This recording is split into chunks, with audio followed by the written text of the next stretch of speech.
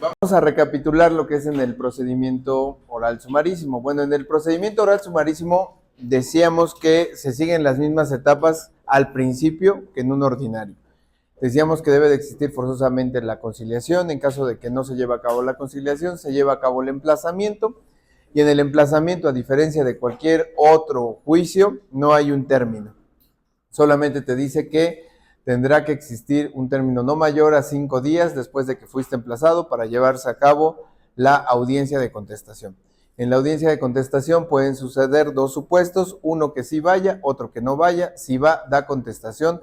Puede ser la contestación de forma verbal o puede presentar su contestación de forma escrita. Si presenta su contestación de forma escrita, al igual que lo habíamos dicho, tendrá que ratificarla en ese momento, y ahí es donde yo les daba esas estrategias famosas para que me dé el tiempo necesario para poder dar contestación a la famosa vista en relación a las pruebas que ofreció.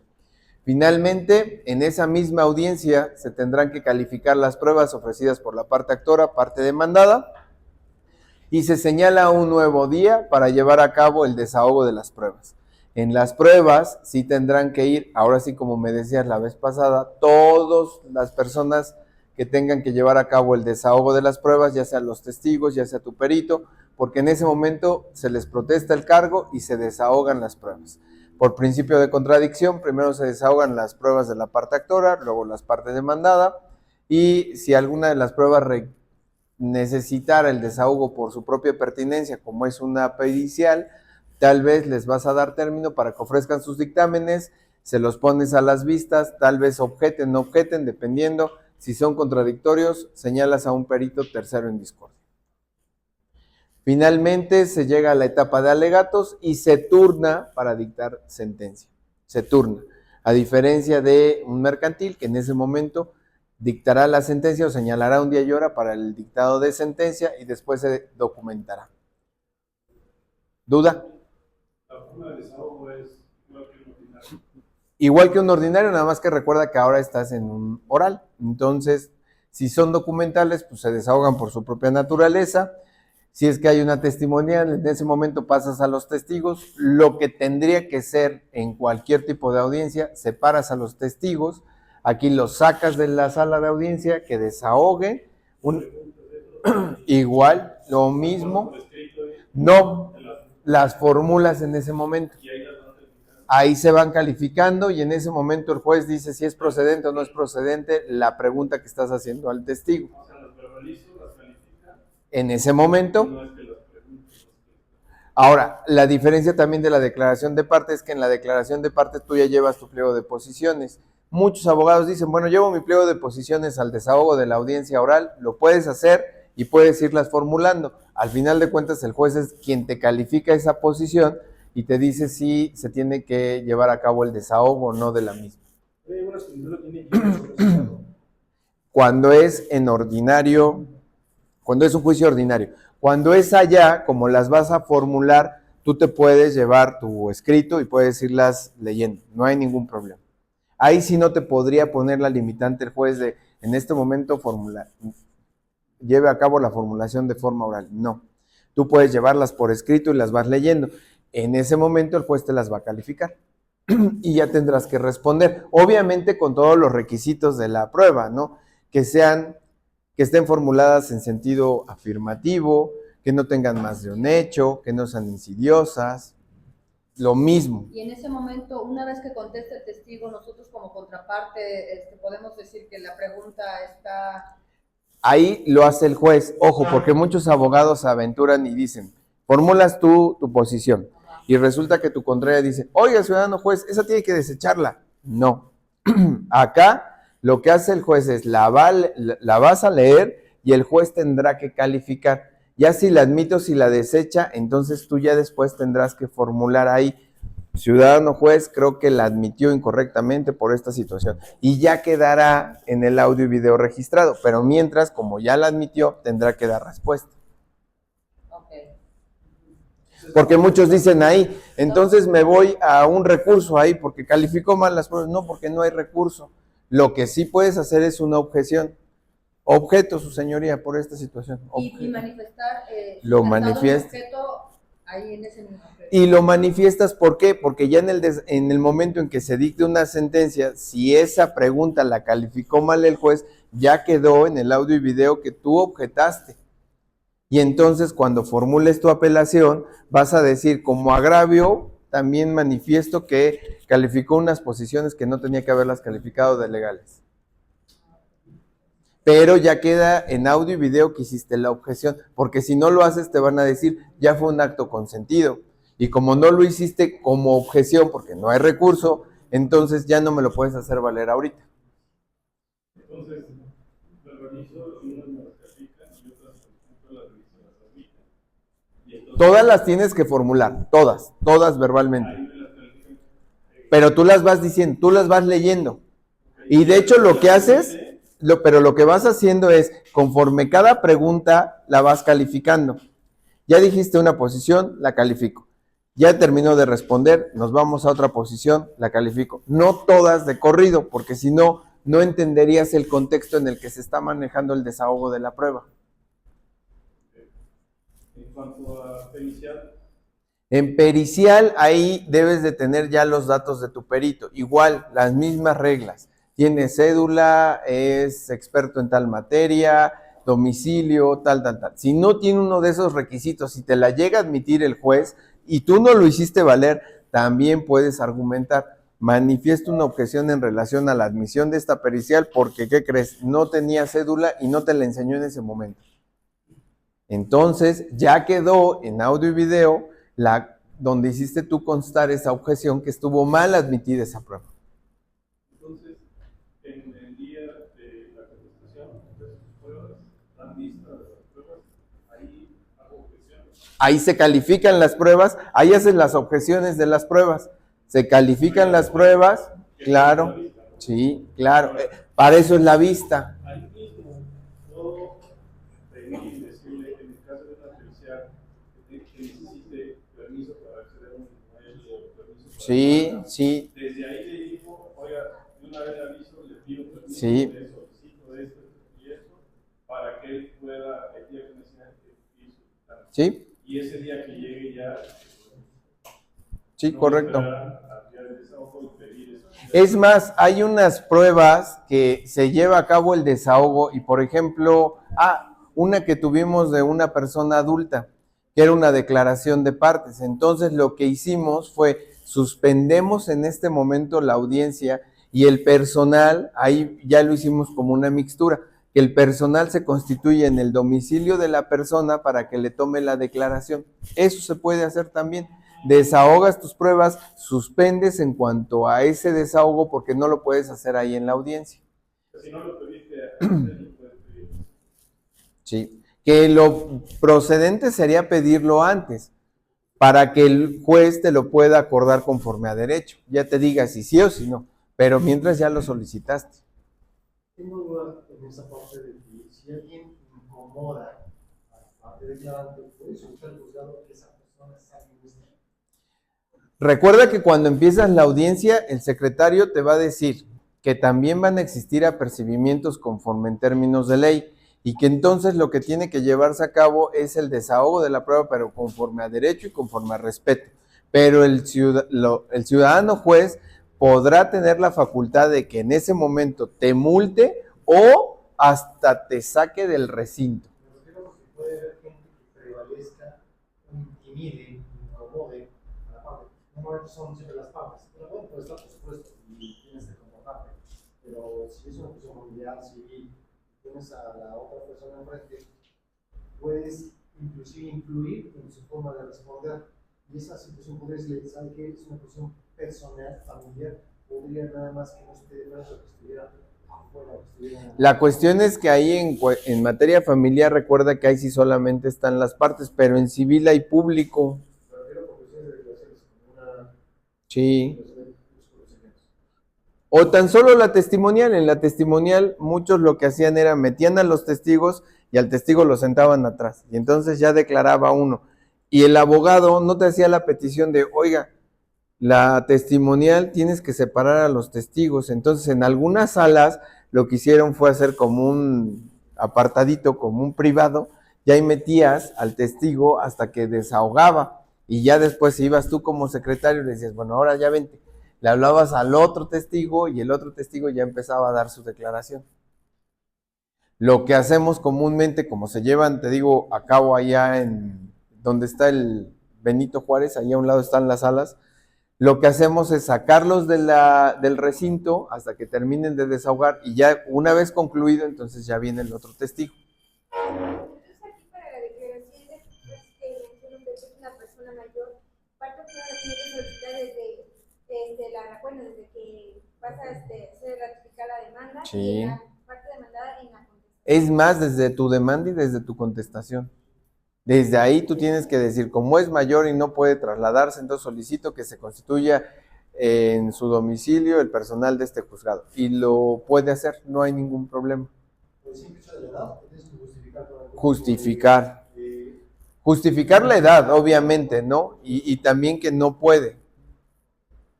Pero lo tienes que hacer desde el momento en que formulas o tu demanda o tu contestación. Y la obtención de pruebas es en la contestación como que en el desahogo de pruebas. Recuerda que es sería en la contestación de demanda porque por eso te dan vista. Conforme al 226. Entonces, bueno, en cuanto al procedimiento oral, eso es lo más relevante que les puedo decir. Les traigo una serie de tesis, si quieren solamente leemos los encabezados, igual ya viene en el material que les di, son tesis que les van a ayudar en relación a este procedimiento y al final, a ver si nos da tiempo, yo creo que sí, traje una resolución que emitió un juzgado de distrito. Recuerden ustedes que cuando estaban ustedes solicitando fechas para las citas en el oral civil, no, en el oral familiar, las citas te las estaban dando en 3 meses, 4 meses, algo así, hasta que llegué yo. Entonces, pues realmente dejabas en estado de indefensión a tu representado y tú lo que querías era, lo primero que quiero es formular una demanda, ¿no? Lo primero que quiero es saberle y decirle a la autoridad que existe un juicio en contra de alguien y que estoy reclamando tales prestaciones. Lo que hacían era que te daban 3, 4 meses y tenías que formularla hasta ese momento. Entonces muchos promovieron amparos y amparo en el retardo de la impartición de justicia. ¿Pero qué creen? Que los amparos se sobreseían, porque los amparos los promovías en contra del juez o en contra de la oficialía. Y en esta resolución yo les voy a decir en contra de quién tienen que promoverlos. No los vayan a promover, ¿eh? Pero realmente, conforme al acuerdo de pleno que vimos, que se hizo la creación de las citas y cómo teníamos que manejarlas, quien es el que lleva a cabo toda esa agenda, pues es el Departamento de Informática del Tribunal. Entonces, a quien tienes que demandar también es al Departamento de Informática del Tribunal. Porque al final de cuentas, ellos son los que te están llevando la agenda. Nosotros, recuerden, como oficialía únicamente somos receptores. Y una vez que somos receptores, si tienen los documentos, ya te señalamos con qué autoridad y el día y hora en que la tienes que formular. Pero no llevamos nosotros la agenda. Porque luego pensaban que oficialía era la quien llevaba toda la agenda de todos los procedimientos familiares. Y no es así. Es a través del sistema y a través del administrador de los juzgados de oralidad, que también ya hay administrador de juzgados de oralidad. Entonces, si ustedes demandan a ellos en el amparo, pues obviamente le va a decir la autoridad, pues señálale una fecha próxima, porque en contra de autoridad, yo no soy autoridad ejecutora, yo solamente estoy recepcionando los documentos. Ellos, que son los que están programando las citas, sí eran los ejecutores. Entonces el amparo sí procede. Ordenadoras, perdón. Ejecutor el juez, pero al final de cuentas no estabas ejecutando porque nada más estabas señalando un día y hora. Sí. Entonces ahorita leemos solamente las tesis. ¿Me podrás ayudar? Porque no baja.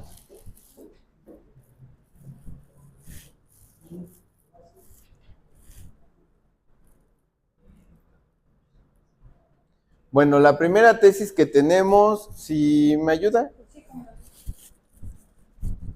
de todo nada más. No, solo el rubro, por favor. Bueno, el registro y el rubro, para que la tengan presente. Juicio oral sumario, la regulación del citatorio a juicio. Registro digital 160833. Luego, juicio oral sumario, la regulación del citatorio a juicio con efectos del emplazamiento. Viola la garantía de audiencia. Segundo párrafo del artículo 578 del Código de Procedimientos Civiles para el Estado de Puebla.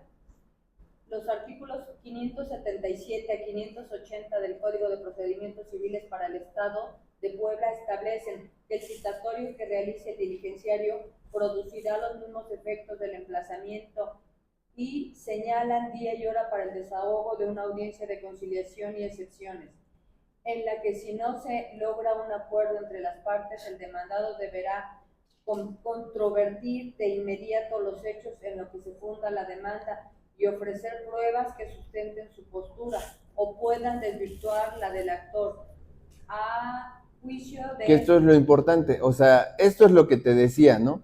Te decías, vas a llevar a cabo el citatorio, y si no llevas a cabo el citatorio, entonces tiene efectos de emplazamiento, que creo que algunos jueces todavía se atreven a hacer esa situación. Y entonces te decía que el mismo citatorio era igual que se llevara a cabo un emplazamiento. Pues no, porque son dos cuestiones totalmente distintas, porque el citatorio es para la audiencia de conciliación, que es la primera etapa, y después ya llevabas a cabo el emplazamiento como tal. Aquí muchos estaban confundiendo la citación con el emplazamiento, y aquí ya es donde te dice que a juicio de la primera sala de la Suprema Corte de Justicia, la regulación del citatorio, espérame que ahí no veo,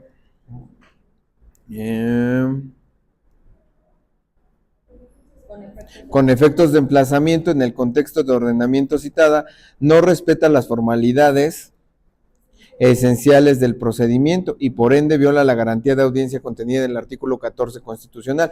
Entonces te dice, a ver, una cosa es el citatorio y otra cosa es el emplazamiento. Entonces no confundas, porque una cosa es citarlo y mandarlo a llamar y decirle que hay un juicio, pero el emplazamiento tiene efectos de interpelación. En el emplazamiento, ¿qué es el efecto que tiene como tal? Decirte que existe un juicio en tu contra, que tienes tantos días para dar contestación, o en este caso señalar un día y hora para la contestación, pero también te dice que vas a tener que oponer excepciones y ofrecer pruebas. Eso te dice realmente el emplazamiento, porque por eso ya se hace la famosa litis, cuando das contestación a la demanda. Pero el emplazamiento es eso, el emplazamiento es formalmente tengo un juicio en mi contra y formalmente voy a dar una contestación. Pero el apercibimiento, ¿en qué sentido va?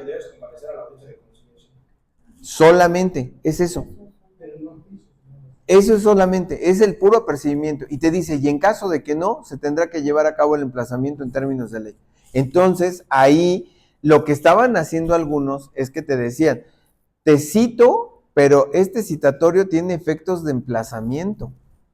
Llegaban a ese grado de decirte. Entonces, pues tú citabas y decías, bueno, ya lo emplazaron, ya no vino a juicio. Ah, pero ¿qué crees? Que no tiene las formalidades del emplazamiento.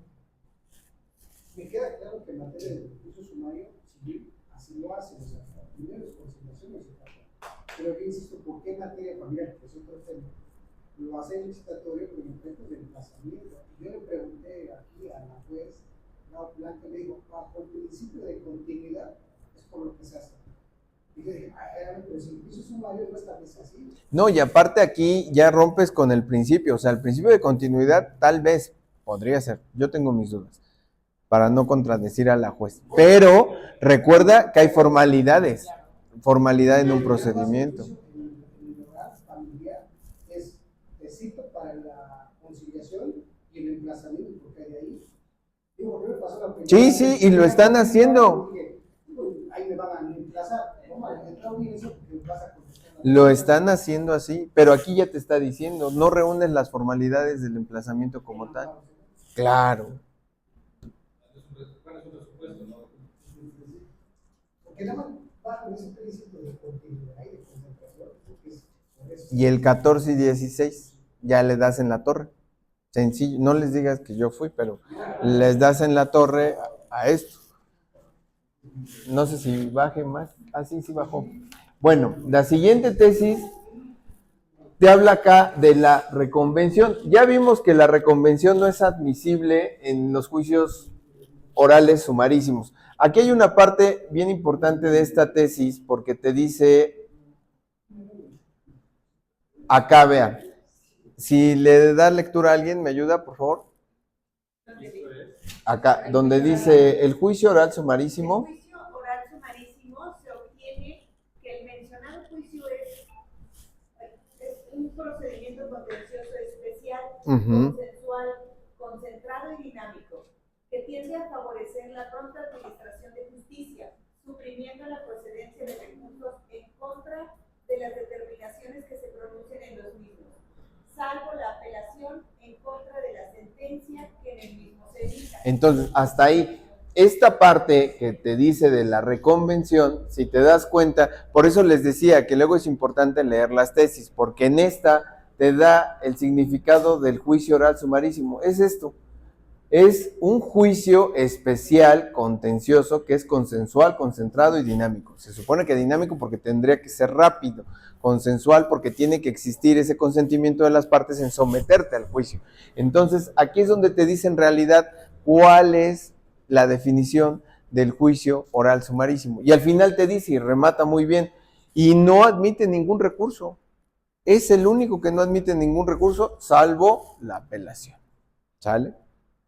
Entonces aquí ya te deja muy claro cuál es la definición del juicio oral sumarísimo. Luego, si me ayudan con esta tesis, por favor.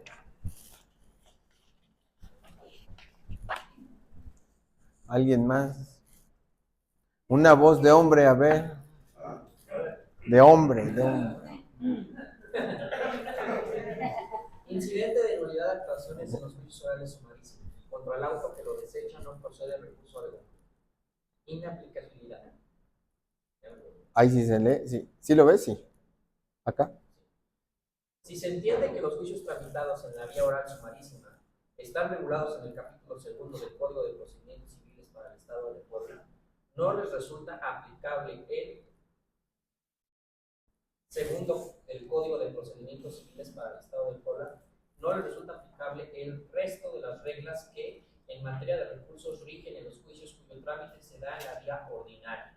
Y si se toman en consideración los artículos 47 y 584 del citado ordenamiento, se advierte que son autos las resoluciones que no resuelven el fondo del negocio o interlocutorias, las que resuelven un incidente, y que en contra de las resoluciones de trámite no procede ningún medio de impugnación.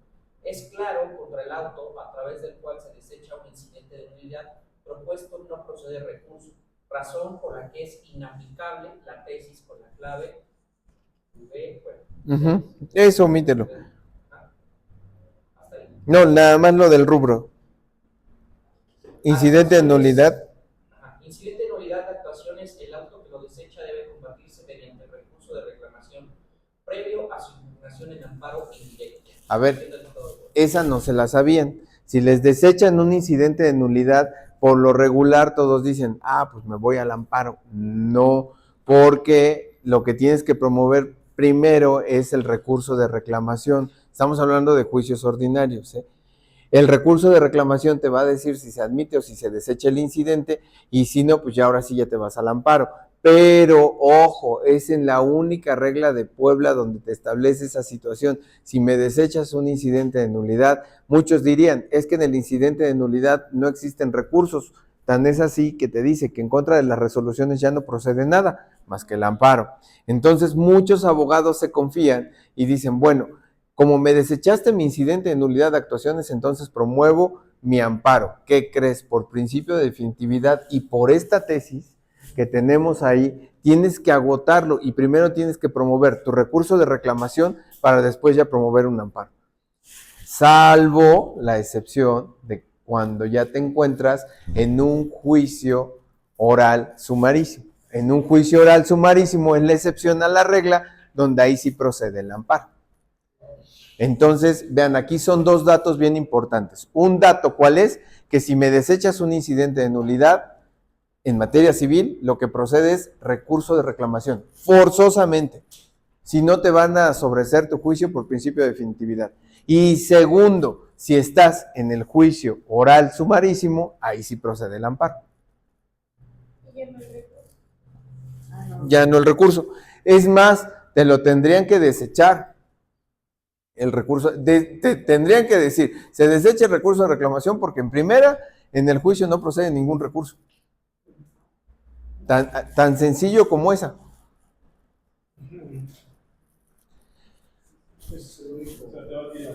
Te vas en el oral. En el ordinario sí reclamación, forzosamente. Al amparo.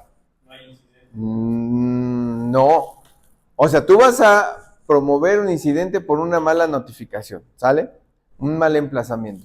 Promueves tu incidente de nulidad, pero resulta que la autoridad te lo desecha, porque hay unos que se avientan y te dicen, en contra, como estamos en un procedimiento oral sumarísimo, no admite recursos, entonces no se admite tu incidente. Muchos no le han captado, pero los incidentes se tienen que admitir.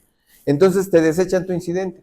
Tú dices, bueno, entonces mi recurso o lo que tendría que promover sería el recurso de reclamación, porque esta tesis de Puebla que me dice aquí es que primero tengo que promover mi reclamación para después promover mi amparo. Pero como estamos en juicios orales sumarísimos y no admites ningún recurso, entonces tienes que promover directo el amparo.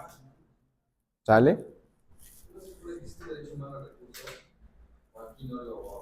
No, porque acuérdate que aquí desde la exposición de motivos y desde el propio articulado te dice que en el principio de continuidad y de concentración, lo que quieres es que esto sea más rápido. Entonces, por eso no te admite ningún recurso. En la apelación, eso sí, la apelación siempre sí la vas a tener, porque es en contra de la sentencia. Pero, a ver, es que ya me quedé ahí, me confundí un poquito, pero entonces en el sumario, ¿sí permite el incidente de nulidad? Sí, claro. En caso de que no lo acepten, es amparo. Exacto. En el ordinario, en caso de que no lo acepten, es reclamación y después amparo. Sí. Es un incidente como tal. En la definición de incidentes, recuerda que la definición de incidente es cuestiones que son accesorias al juicio principal, pero que tienen relación directa con él. Por eso promueves un incidente. Esa es la definición, pero como tal no te dice que sea un recurso. Es más, hasta aquí luego nos perdemos y decimos que ya lo entendemos nosotros como abogados, pero hay gente que no lo entiende y te dice que el amparo lo vas a tener como un recurso.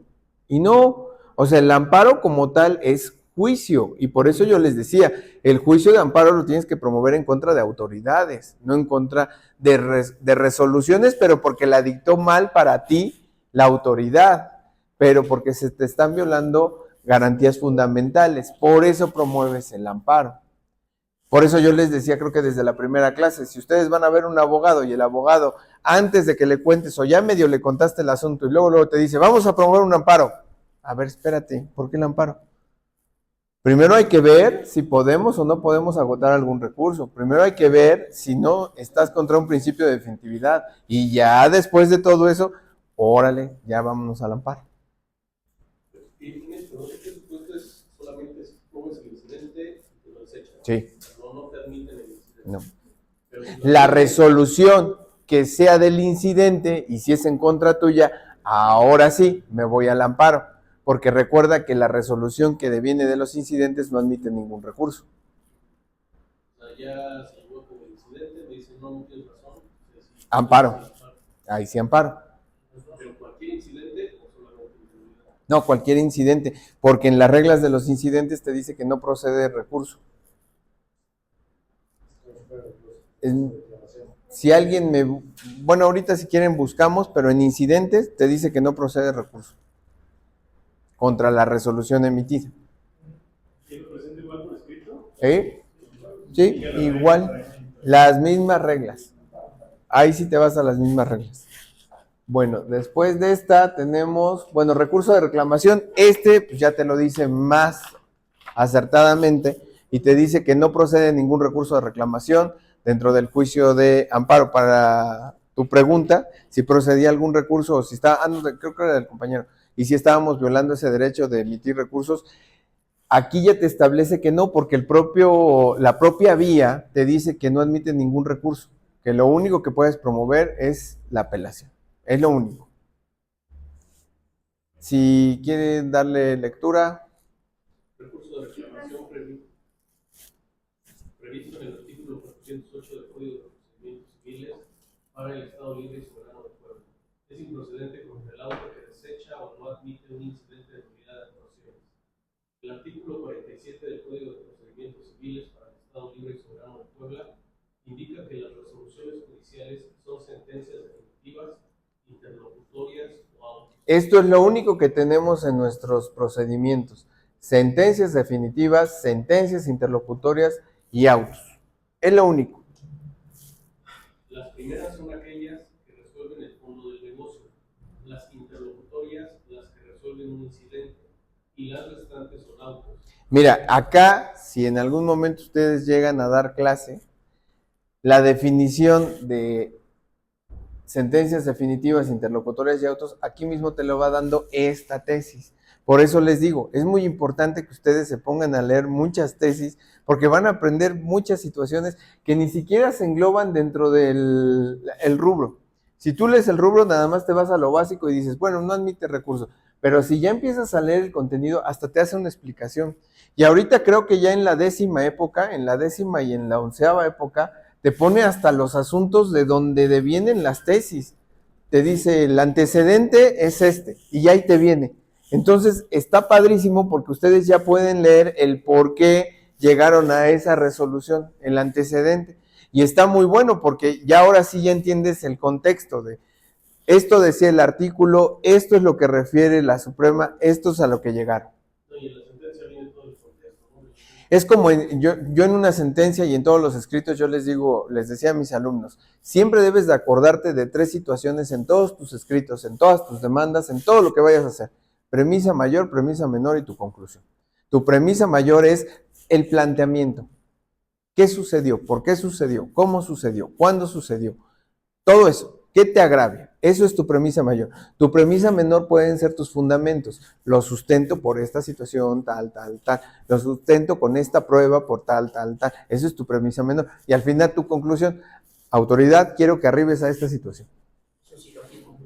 Exacto. Y lo puedes hacer en cualquier escrito. Fulanito de tal, vengo a autorizarme, premisa mayor, premisa menor, con fundamento de esos artículos, ya, conclusión, autorízame, punto. Si tú lo haces así, créeme que no vas a tener ninguna complicación en todos tus escritos, ninguna, porque vas desarrollando. Allá tenía una pregunta. ¿Cuáles son las resoluciones de mero trámite? Una autorización, unas copias, son todas esas, todas las que se dan dentro de las etapas del procedimiento, pero que no tienen trascendencia jurídica, que únicamente van a darle ni siquiera el impulso procesal, sino que es una petición que tú vas a solicitar. Respecto a lo que hace rato comentaba, un caso, no sé cómo se procede, en el expediente tenía una fecha de emplazamiento y en el traslado, o sea, que dejó el deseo a la parte mandada tenía otra fecha. Si fuera un recurso de reclamación, entonces de mero trámite. Al recurso de reclamación, ¿no habrá sido al incidente? Digo, no, en el expediente decía el día 7 y en el otro decía el día 6. Ahí yo creo que sería más nulidad, pero pues, si lo hicieron así, recuerda que también la autoridad puede admitir esas barbaridades, pero al final de cuentas tendrá que emitir una resolución. Había recursos, y no se los miento, que tú decías, este recurso no va a prosperar por nada del mundo, pero con el principio que decía tu compañero, donde no puedo desecharle el incidente por esas situaciones, lo tenía que admitir, tenía que darle trámite y tenía que emitirse una resolución. Y entonces cuando te empiezan a llenar el expediente de recurso, tras recurso, tras recurso, tras recurso. ¿Sabe, maestro? Disculpe, cuando una parte abusa de los recursos, hay algo, como dice usted, el juez. Sí. De hecho, hay un artículo en el propio Código de Procedimientos que dice que no puedes estar promoviendo recursos. O sea, sí puedes promover recursos, pero no en el mismo sentido. Y sobre todo, si ya fue analizada la situación que estás tú planteando, ya no puedes hacerlo. Lo que yo te decía es que a veces yo me atreví y en uno le dije al este tipo que si volvía a promover otro recurso, ya se le iba a hacer una amonestación. Ya después, obviamente te vas con las medidas, ¿no? Después te vas con una multa, pero eso yo lo hice de mutuo propio, pero tú lo puedes solicitar como contraparte. Oye, está abusando del recurso, está abusando de los recursos que establece la propia ley. Es como cuando pones a 20,000 testigos y la autoridad te dice, ¿sabes qué? Con 2 es suficiente. Ah, pues promuevo mi recurso porque me desechaste a los demás. Promuévelo, pero la ley me faculta a que solamente con 2 me es suficiente. Y muchos jueces no se atreven. Dicen, es que son 3 testigos para un hecho. Ah, pues admitimos a los 3. Y con los 3 te llevas hora y media o más. Lo que quieres, te vuelvo a repetir, es que esto se le dé una celeridad, que sea rápido, que te puedan dictar ya la sentencia, que ya no exista el famoso recurso sobre recurso, porque antes era común. Imagínate, con el código anterior, con el abrogado, había recurso de revocación, había queja y todas las apelaciones. La queja la podían interponer en contra de todo. Y ahora promuevo una queja, y ahora promuevo un recurso. Por eso hay expedientes, ustedes los han visto, del 90 y tantos, que no se acaban, porque es recurso tras recurso tras recurso. Y sobre todo en materia mercantil, que en materia mercantil quedamos que aplicas una variedad de códigos, a como Dios te dé a entender, porque a veces ni la propia autoridad sabe cuál aplicar. Y entonces te dice, bueno, aplico, como es código abrogado, aplico el anterior al Código de Procedimientos Civiles, o sea, antes del 2005, y entonces ese sí admite todos los recursos. Y te ibas recurso tras recurso tras recurso. Con la jurisdicción, por ejemplo, con el Foro Federal y Foro Común, es común. Si se quiere, no también puede conocer el asunto, un Foro Común, tanto como un Foro Federal, y es una estrategia que no tengo.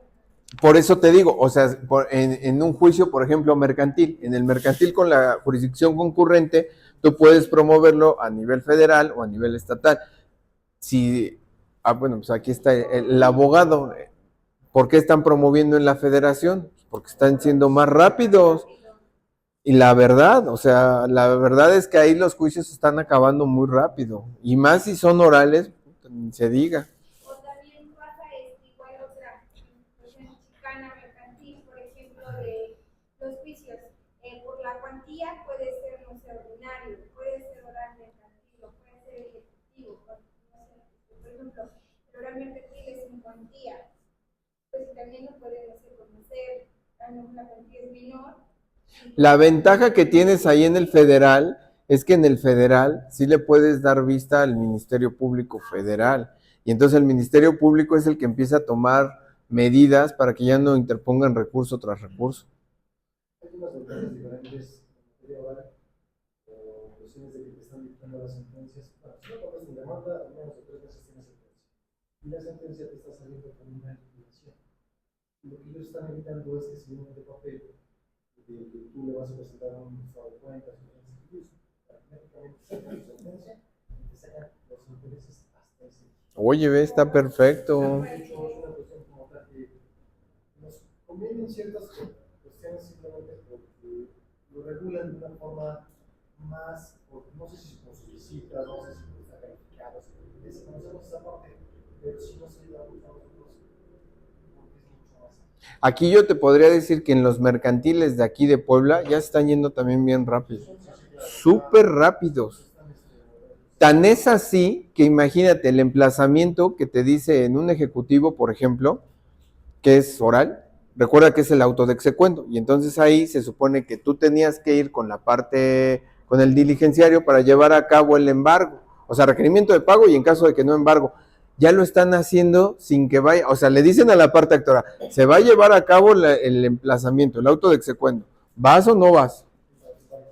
Y entonces lo que están haciendo es que sea muchísimo más fluido, ya después embargo, pero ya lo que quieren es acotar los términos. Creo que están por todo eso fue por una certificación que se logró. Entonces ahorita no se quiere perder a nivel nacional en relación a los tiempos. El sexto mercantil. En teoría te digo, todos los mercantiles tendrían que ser rapidísimo. Que acuerdan las promociones en un solo día. ¿Quién es el sexto mercantil? Solamente te desecha las bodegas, te desecha las soluciones, porque yo creo que son un poco más tardadas. Pero realmente te digo, todos van, en materia mercantil en Puebla, la verdad es que creo que van muy bien. En materia civil, no sé.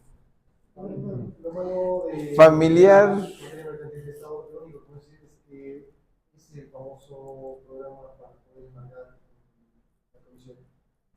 Ah, el Ciara, las famosas cuentas. Pero de igual, si es Sí, la verdad es que sí va muy rápido. 3 días, 4 días ya tiene respuesta de la comisión. Bueno, a ver, si no, no me va a dar tiempo. Bueno, de esta ya no hay duda, ¿verdad? Bueno, la que sigue es juicio oral contra la resolución que decreta el sobreseimiento, procede la apelación. Obviamente va a proceder la apelación, ¿por qué? Porque pone fin a una etapa del procedimiento. Entonces, recuerden que si no va parte actora, se sobresee el juicio, y se sobresee el juicio, el recurso, ahí sí no me voy al amparo, ahí sí me tengo que ir a la apelación. Después, este es el importante, juicio oral sumarísimo. La demanda puede formularse por escrito. Esta, bueno, ya la van a tener, ya la tienen ustedes. Pero este es el rubro. Y aquí te dice que sí lo puedes hacer por escrito. Si le gusta dar lectura, abogada. Sí. Juicio oral sumarísimo. No existe restricción en la legislación procesal para presentar la demanda relativa por escrito. Legislación del Estado de Puebla. El artículo 576 del Código de Procedimientos Civiles para el Estado no debe interpretarse restrictivamente en el sentido de que la única manera de formular la demanda en un juicio oral sumarísimo sea mediante la utilización del lenguaje oral o que la autoridad jurisdiccional se vea legalmente impedida para aceptar la pretensión materializada por un documento que contenga los elementos que deben satisfacer una demanda formalmente válida.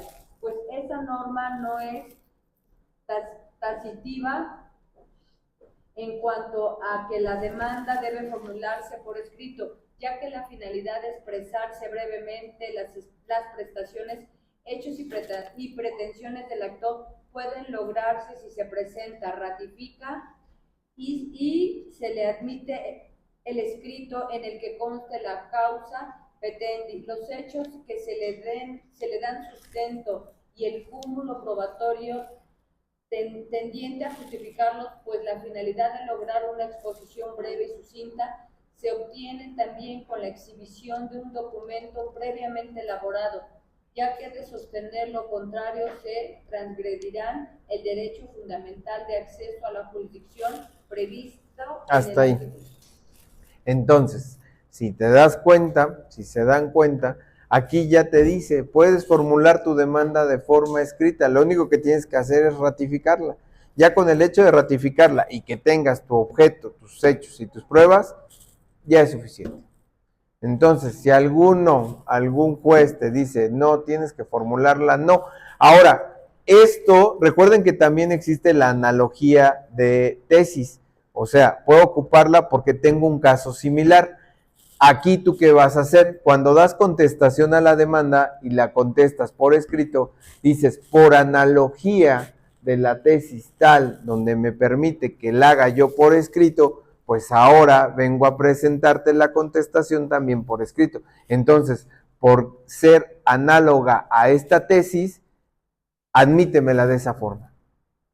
Y ninguna autoridad te puede desechar tu contestación de demanda si la llevas por escrito, porque lo estás haciendo por analogía a una tesis. ¿Y qué crees? Que aparte es de aquí, de Puebla.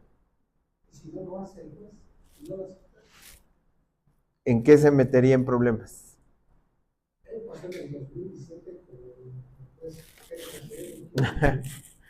No ventila a mi maestro. Esta tesis no es obligatoria.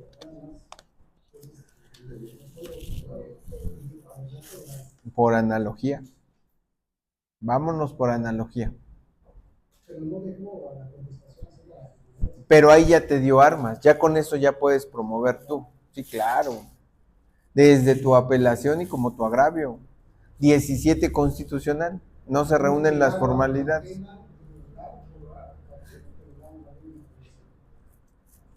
Sin ningún problema, era ratifico.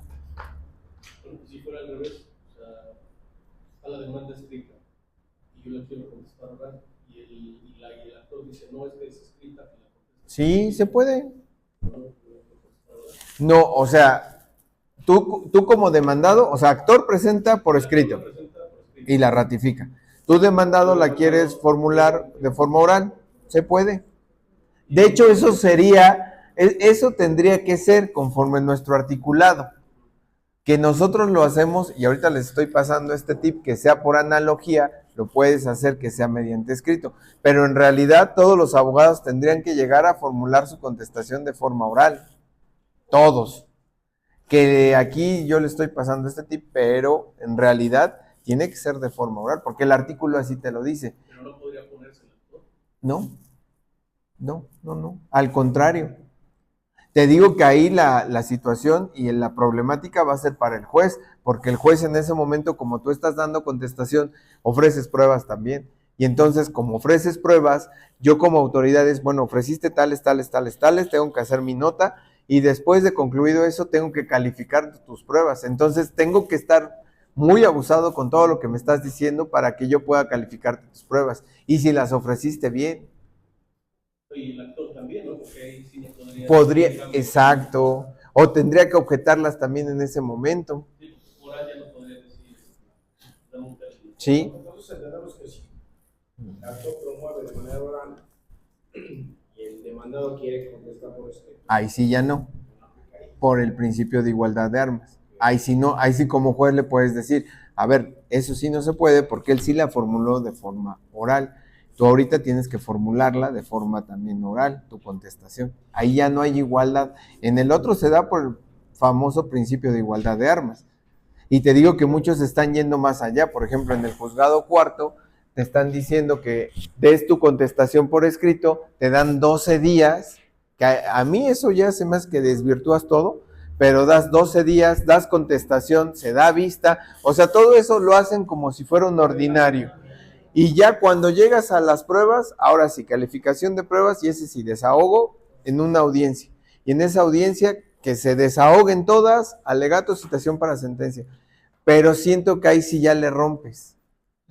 Le rompes el esquema. Sí, lo conviertes, ¿sabes qué? Siento que hasta lo conviertes como si fuera un incidente. Que haces esa conversión de que en el incidente, recuerda que sí se puede por escrito, y ya después es la audiencia incidental donde desahogas. Lo están haciendo así. Yo no creo que sea lo más correcto, pero aquí depende de la estrategia de cada abogado, realmente. ¿Cómo lo voy a atacar o si lo quiero atacar o por dónde me voy a ir? La siguiente tesis, pues también te habla de lo mismo. La siguiente tesis, no, ya no. Ya no te habla de lo mismo.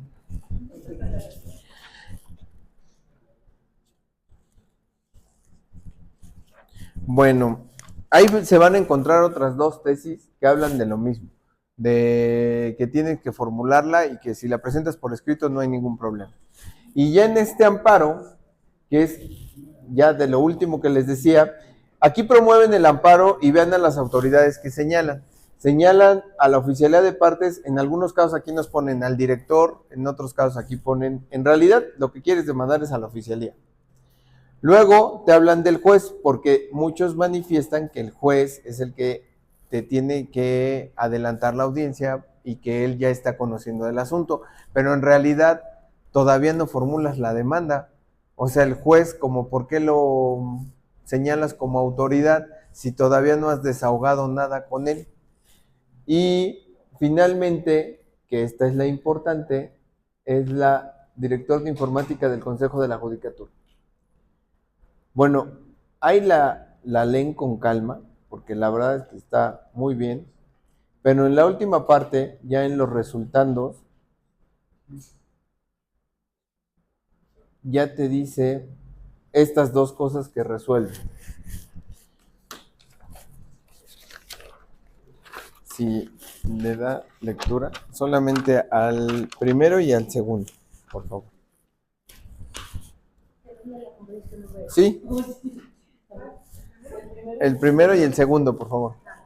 Resuelve, primero, se sobresee en el presente juicio de amparo promovido por Laura Gómez Hernández. No, sin nombres. Promovido por Panchito en nombre de sus menores hijos y contra los actos que reclamó de la Oficialía de Partes del Poder Judicial del Estado de Puebla y jueza de oralidad familiar del Distrito Judicial de Puebla, de conformidad con los razonamientos expuestos en el considerando tercero de esta sentencia. Segundo, la justicia de la Unión ampara y protege a... O sea, en cuanto a las autoridades anteriores, o sea, oficialía y juez, sobreseyó. Ya ahí viene la explicación y te dice que no, pero ahorita vean lo importante. Segundo, la justicia de la Unión ampara y protege a Panchito en contra de los actos que reclamó del director de informática del Consejo de la Judicatura del Poder Judicial del Estado de Puebla por los fundamentos, motivos y efectos plasmados en los considerados sexto y séptimo de este pacto. Y entonces, pues, si te das cuenta, de conformidad al acuerdo de pleno que tenemos, pues contra la autoridad que tienen que promover en caso de que les retarden una cita, pues es en contra de... Esto sabemos que se promovió antes de que se diera la cita. Antes de que llegara yo, dilo, antes de que llegara yo. Pero ¿qué pasa con las fechas que te están dando ahorita para algún tipo de audiencia? Ya iniciada la litis, te dan una fecha bastante... También podrías. Podría aplicar. Sí. Pero ahí ya la autoridad responsable ya es juez. Ahí yo, como lo promovería, sería en contra del administrador de oralidad familiar, porque él es el que lleva según la responsabilidad, y en contra de la juez, porque uno se supone que lleva la agenda y la coordinación de todo, que por eso es el administrador, y en contra de la juez. Pero realmente quien dicta el auto es juez, ¿no? Conforme a la agenda que va llevando, pero quien te administra la sala, pues por eso es el famoso administrador. Pero no tendría que mencionar al momento que dice algo, señalo tal fecha con base al calendario que el administrador maneja. No lo hacen. Porque entonces, ¿cómo lo...? Nada más te dice, te señalo fecha para tal, y ya. Y a quien le tienes que dar en la torre ahí es al administrador. Porque él es el que lleva... Bueno, no le den la torre. Bueno, sí. Pero si se puede abusar, hay un tipo de reglamento donde se establecen las funciones que tiene esta dirección de informática. Sí está, porque sí está regulado. En el reglamento interno, apenas se publicó, reglamento interno del Consejo de la Judicatura. Y ahí te establece las funciones de cada dirección, menos de la mía. ¿Reglamento qué, perdón? Reglamento interno del Consejo, interior, porque me lo corrigieron. Reglamento interior del Consejo de la Judicatura. También pegaría esos amparos cuando son audiencias mercantiles. Por ejemplo, cuando son juicios orales mercantiles, muy lejanas. Podrías, sí, porque aquí el acto reclamado pues es que quieres una justicia pronta y expedita, ¿no? Entonces pues, sí podría aplicar. Lean esta resolución, la verdad es que sí la dijeron muy bien, ahí en el federal También lean eso, lean luego las resoluciones de los federales. Hay unos que sí ya están muy volados, pero actualmente yo todavía confío en ellos, son muy buenos, te describen buenas cosas. Y pues ya acabamos con el curso. ¿De acuerdo que dice cuál es? ¿Cuál? Ese es en el reglamento interior, vienen las funciones, pero el acuerdo, creo que lo pasé la clase pasada, ahí venía, no me acuerdo de qué fecha, ¿31 era? ¿O 21? Ese no me acuerdo. ¿Sí? El acuerdo de pleno. De cuando funcionan las de oralidad familiar.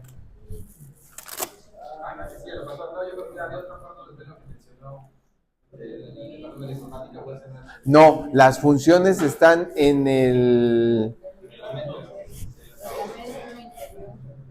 del Consejo de la Judicatura. Pues espero no haberlos llenado de más dudas. Espero que pues, le hayan